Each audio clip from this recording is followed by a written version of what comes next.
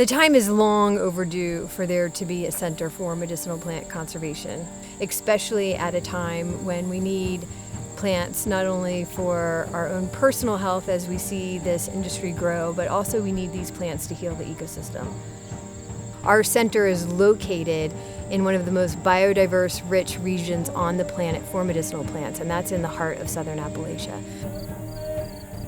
Emerald ash borer has come through here and is wiping out our ash trees, so we were a little proactive a couple years ago when we first started seeing the pest. We've lost almost all of our ash trees here in southern Ohio, and what we decided to do was to harvest these trees, mill them just down the road, bring them back here, let them dry, and then really honor the history of the ash tree.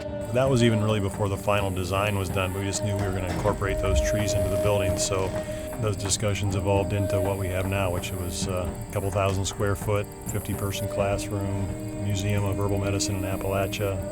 We're going to house the Jim Duke Library in there. We've got climate control now, so our herbarium specimens don't mold and our books don't mold. So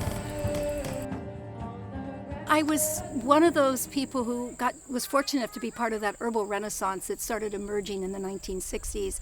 And at that time, there was really no consciousness of plant conservation. We loved the plants, but we were mostly thinking about what we could do with them and how we could make medicines with them and spread education about them. Herb stores were springing up, classes were filling up, herbal product companies were growing and becoming very successful. It was really in my world travels that I began to see that cultures that had and countries that had a long tradition of herbal medicine often didn't have the plants anymore. They were a lot of times ordering them from North America or South America. And if they did have the plants, it was almost always because they were being cultivated and not in really good conditions. I was walking through my woodlands in Vermont, and I realized for the first time that many of those plants that should be here, like golden seal and ginseng, they weren't there. And literally, I heard the earth speak, plant us. This moment is so monumental. It's monumental because we're here on the sanctuary that we dreamed. It's because we've created an organization, just a few people with just a thought. And because we were impassioned by what we did, and because we were willing to work, and work kind of endlessly, and sometimes occasionally thanklessly, but because of that, this organization has become a national organization and also is creating an international model for other countries to follow, and that's really remarkable.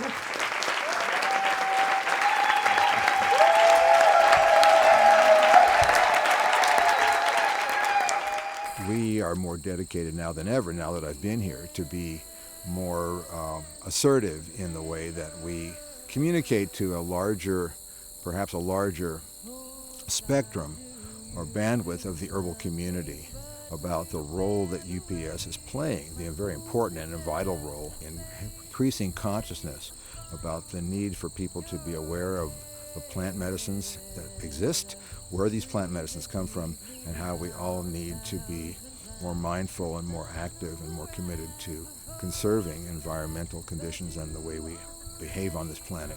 When we went on this trip, we said that we're here for the plants. This is not a trip for us, this is a trip for our plants. We're obligated to go here.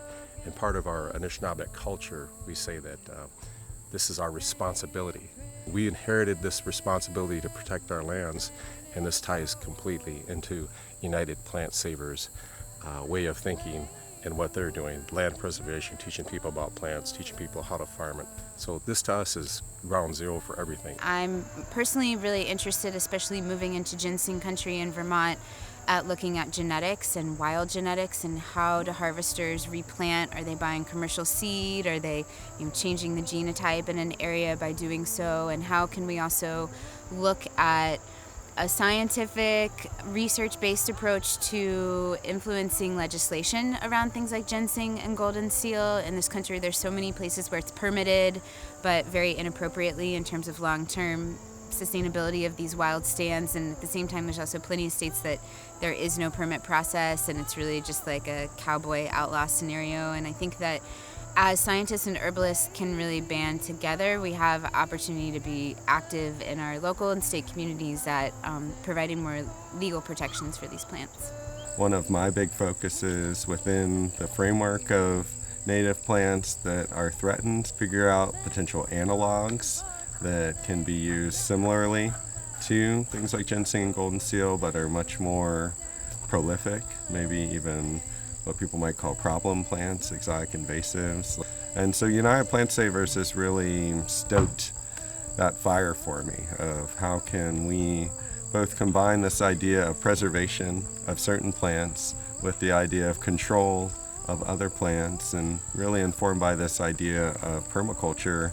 How can we turn a problem into a resource? How can we look at something holistically to find a solution? A lot of students that come out here are city folks. I mean, we are halfway between Baltimore and DC, and these students have never been immersed in nature. And so for them to have a little bit of a place that's in a comfort zone, to have a place where there is a kitchen, have a place where there's some flush toilets, and also to have a place where they can immerse in their learning on a different level. My mama started studying the herbs when she was just a little kid.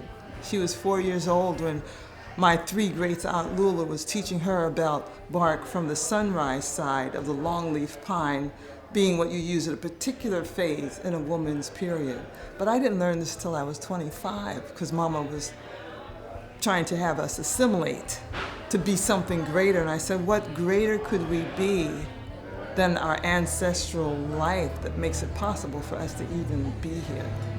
So what UPS is doing is really soul work for me.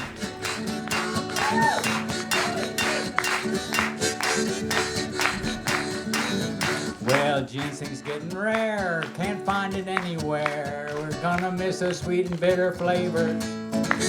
We're gonna do good deeds, go out and spread those seeds, and then we'll join United Plant Savers.